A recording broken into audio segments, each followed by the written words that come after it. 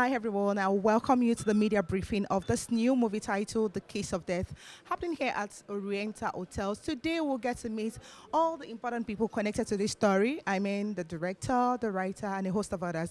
They'll be shedding more light on when the movie will be released and of course what the movie entails. I'm so excited to be here, and of course please stick around as we take you through everything that will be happening here today. I'll be right back, don't go away please. My name is Digel. We're going to try as much as possible to be as. Oh, wait a minute, I forgot someone important. The director of this movie, the Terry Mahoya. Please come over. I didn't mention. I almost forgot. I was just wondering, what's going on here? Where is our Oyinbo visitor? How many times have they called Oyinbo here?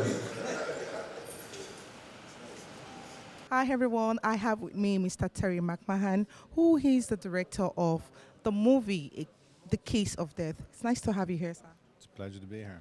Is this your first time here in Nigeria? No, 3 times before. Oh, what brought you to Nigeria? Directing, movie, entertainment? Nigeria is addictive. You got to come back. You can't just come here once. Just can't say no.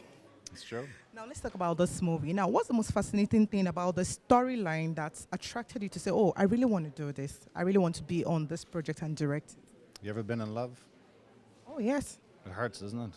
It does hurt. This is a love story. I'm fascinated by the capacity of love to turn the most kind person into a monster and to turn a monster into the most beautiful person. That dichotomy, the capacity to rip your heart out of your chest or elevate your chest so you can't breathe with yearning. The story has all those in it. Oh, beautiful. So how long is shooting going to take place? How long? Up? For the next month. Oh, 1 month. Oh, that's good. So who do you think we should expect on this project? Who do I think? Which actors do you think we should expect on this? Apparently I'm not allowed to say because it hasn't been verified. But there's a young, hungry, ambitious, and I think very talented cast. So I'm looking forward to working with them.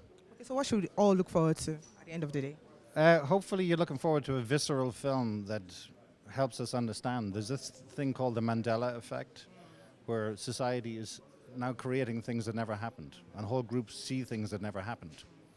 Hopefully this film will be about our capacity to understand that the thing that we think we are seeing may often be an illusion or a deception, and that we got to see with clarity. And the best way to do that is through love. Good afternoon, ladies and gentlemen.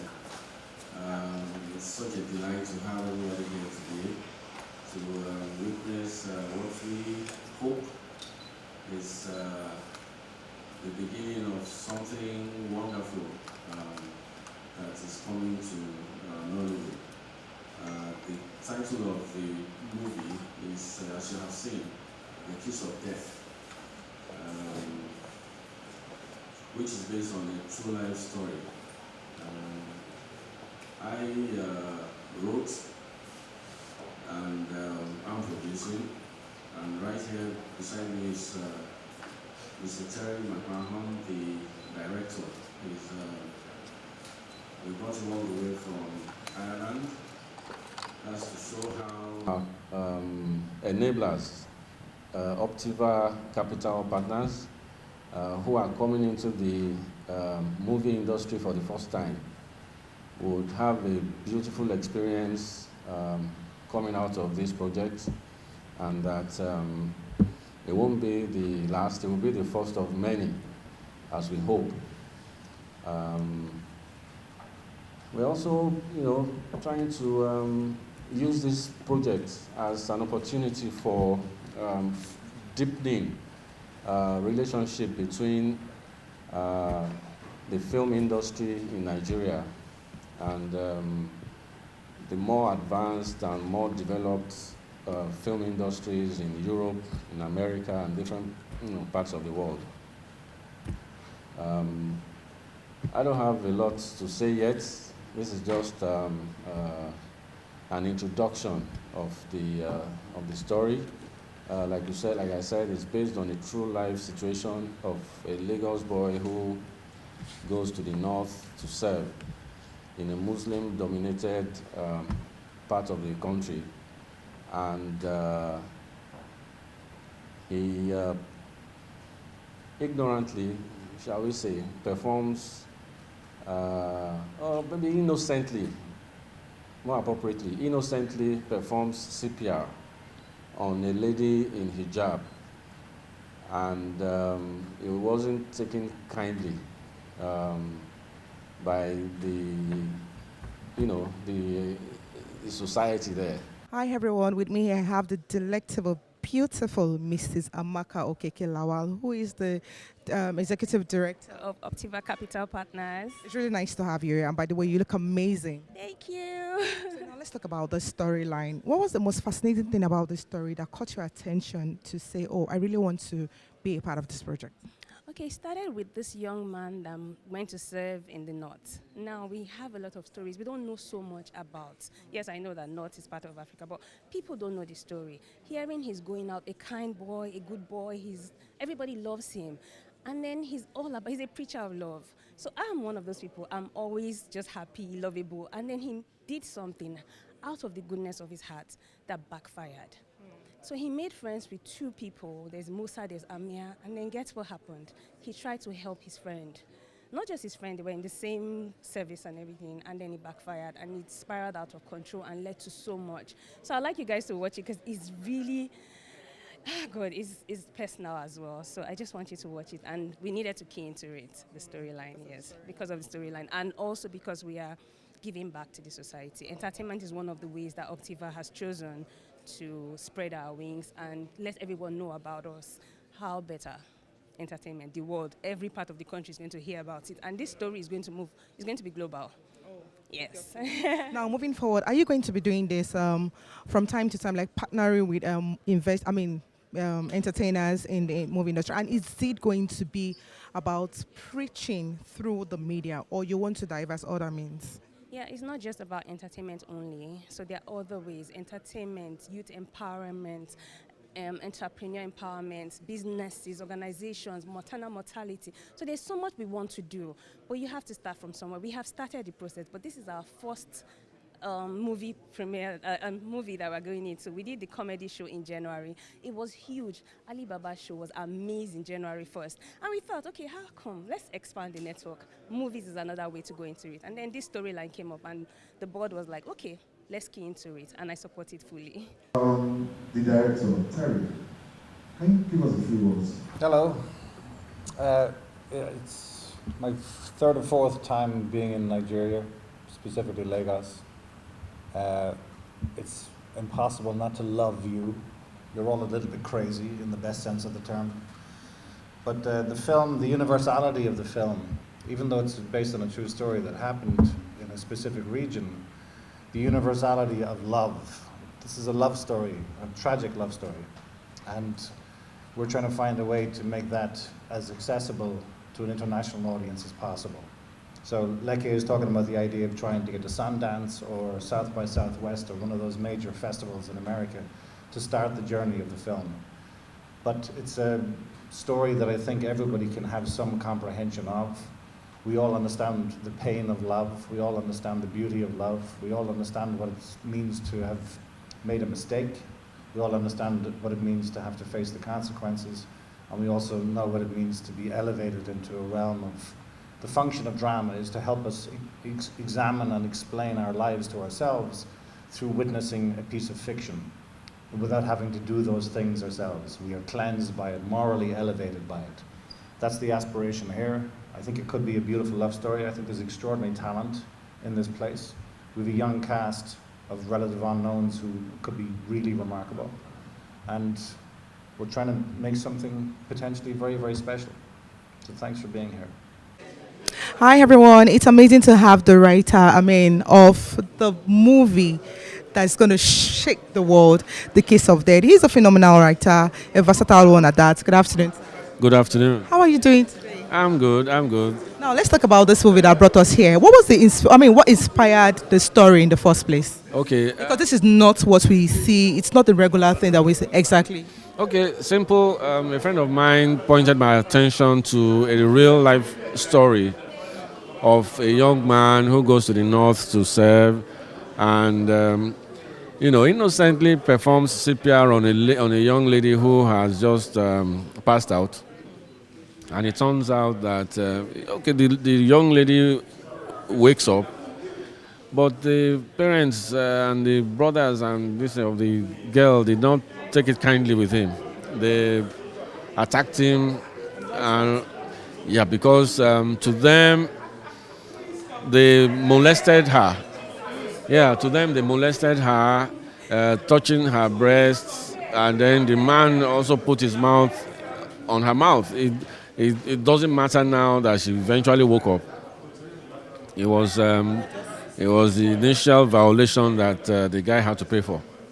So that I found that very intriguing, that and after asking a few questions here and there from people of the faith, of the Islamic faith, it turned out that people who would react in that manner are just acting out of ignorance. It's not a religious thing. It's more of an ignorance thing, lack of understanding, lack of knowledge. So it's just about changing the narrative that, hey, regardless of your religion, you can also be a savior. Now let's talk about the title of the movie. It's supposed to be The Kiss of Life because she woke up. So why do we have, I don't want you to let out the cat out of the bag, but just tell us the mystery surrounding the title instead of The Kiss of Life. And There's no mystery at all. So mouth-to-mouth resuscitation is called the kiss of life. You put your mouth in the mouth of another person and you pump air into it so that that person gets air into their diaphragm. So it's called the kiss of life. But if that kiss of life, that activity that leads to life, if it leads to you being lynched, so you can turn it around and say, so the kiss becomes the kiss of death. There's been so many films, acted in so many films, and he knows that at times for someone to invest in a film is a 50-50 chance. So we'd like to invite the executive director of Optiva Capital Partners, Mrs. Amaka Okeke, to say what else. Thank you, everyone, and I'm just glad to see beautiful faces here. Optiva Capital Partners is a wealth management and investment advisory company. We specialize in investments, immigration. We help our clients facilitate citizenship and residency through investment for Canada, the US, Caribbean like Grenada, Antigua, St. Lucia, St. Kitts, Dominica, the USA as well. We help our clients manage their wealth, how to grow, protect, enhance, and optimize your wealth. By dollar investments, how do you invest abroad to make money? Now, we are not just a global company, we are a local global company. So it's not just about doing things abroad. We also want to invest in Nigeria. Nigeria is such a great country, and we help in youth empowerment, entrepreneurs, business executives. How do we empower people? Entertainment is key. One of our projects is maternal mortality. But when you speak about entertainment, that's a huge sector, and we love entertainment.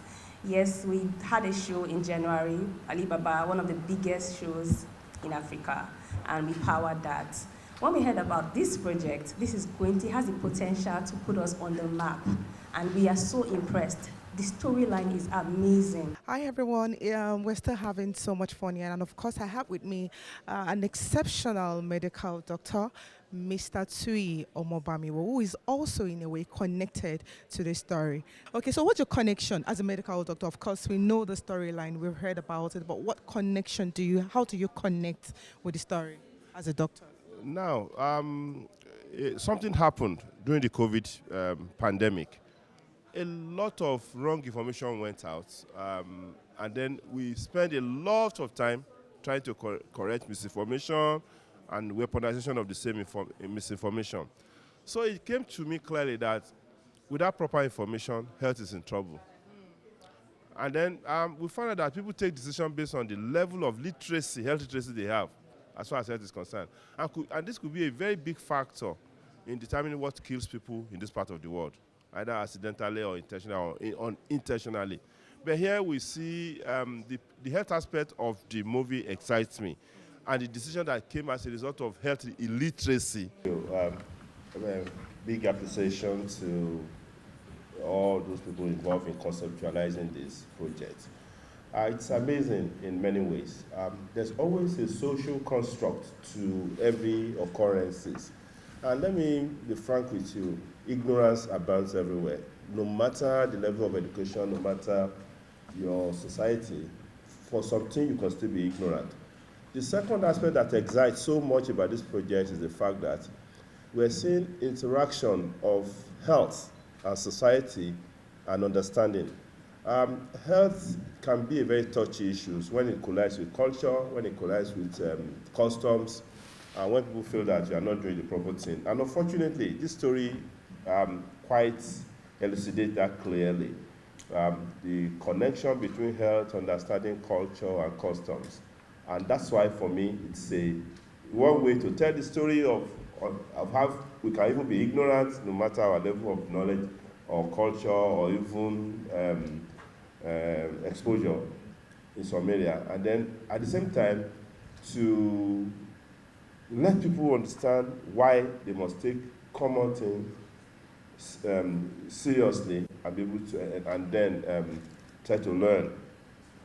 Now, what are we talking about now? We're talking about kiss of death. Actually, it should be kiss of life, not kiss of death. But kiss of life brought death on somebody. And what are we talking about? We're talking about cardiopulmonary resuscitation, what we simply call CPR or mouth-to-mouth resuscitation.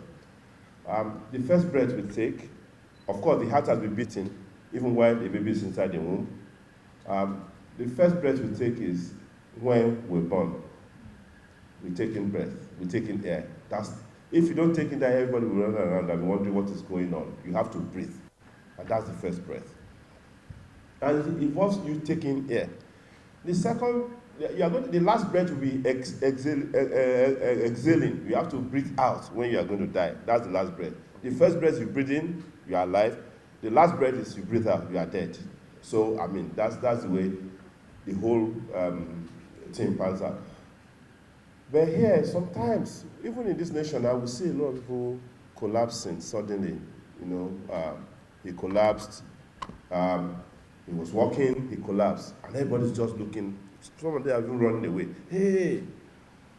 But the knowledge of CPR could have saved the person and allowed the person to live additional life.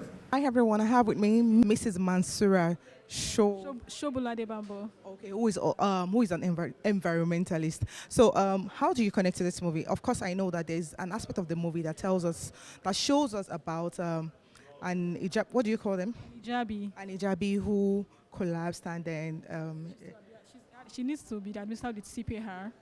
And then it's being administered by an opposite sex in a place where culture and religion is mixed together. Yes, and I know as a devoted Muslim, when this movie comes out, how do you think Muslims will connect with it? Do you think it will cause any uproar somehow? Yeah, it will cost a whole lot, and that's why I said during the course of production of the movie, at the point of administering that CPR, they should use a dummy that would put on an hijab. All what we see in movies everything are not real. So if they can do that, at least when me as a conscious Muslim is watching that movie, I'm particular about that scene that CPR is being administered. So what are the precautions that are put in place so that both religions will be satisfied and both religions will be able to watch the movie and also enjoy the movie. Now, lastly, before you go, let's leave the fiction part of it, which is the movie. Now, let's talk about reality. Do you think this is allowed, even when it happens, God forbid, to an hijabi, real life? Do you think it is allowed? Yes. Like I used to tell people that, it is even a general term that action, the Prophet ﷺ used to say that action shall be judged according to your intention. Your intention is to administer CPR to save life. Which means that your intention is to save life. And life is so important to Almighty Allah. So if it is the opposite sex that has the knowledge on administering CPR to that person, then the opposite sex should go on and administer that CPR, because we are here to talk, we are talking about life here, which is the most important thing. And that is why we are talking about environmental education. We should train people on how to administer CPR, both public schools, private schools, tertiary, because regardless of their religion. Yes, so people should be aware, people should have the knowledge on how to administer CPR. First, I would like us to know that Islam is a religion of peace. I want to talk about peace. Peace, anything that has to do with peace comes with ease and comfort. If I tell you my religion is a religion of peace, and I'm not showing you that peace, I'm not showing you that comfort, then I'm practicing something else. Sorry to say. There's an hadith of the Prophet sallallahu alaihi wasallam that says that action shall be judged according to your intention. The intention of you administering CPR to the person is for what? Is to save life. So far my intention is pure, and the people out there understand the fact that, like what he said earlier on, he said that the people around you should be aware that you are trying to save life. So when people around us that you are trying to save life, then they will understand that you are trying to save that person. By that, you're also going to be protected. And like what he said earlier, he said you can use like handkerchief or whatsoever. And so I think we can also use mouth guard, so that I can also be protected while helping somebody else. It's not as if because I'm helping you, I'm also contacting whatsoever. Only God knows what might have happened to the person. And according to my religion says that the way we have, there's a general rule that says that love your neighbor as yourself. Irrespective of whether your religion is your neighbor is an herbalist, a Christian or a Muslim, it does not matter. The first rule says that love your neighbor as yourself, which means that even before my family comes over, my neighbor is my first family. And like, thank you so much for telling us, for making us understand that we need to go back to our society and let people be aware that we should teach people how to administer CPR, both in church, public schools, private schools, even some tertiary universities. Some people don't even know how to use fire extinguisher, sorry to say. It is that simple. So it is not only about it's about keys to death, the keys of death, but also about the keys of life. Thank you so much, sir. It's been an amazing time at the media briefing of this new movie that is yet to be released, The Kiss of Death. And I must confess, this is one movie I really want to watch. I really want to see it when it comes out. And I urge you guys to also see it, simply because having spoken to the writer, the director, and some of the important personalities attached to this movie, one can tell that this is about humanity, and this is what everybody should know. I mean, CPR is one thing, it's a necessity, it's what everybody should know how to do to save lives. Thank you very much for tuning in. Of course, my name is The Girl, and catch me in the next event. Keep watching Black Drum TV for amazing content. Bye.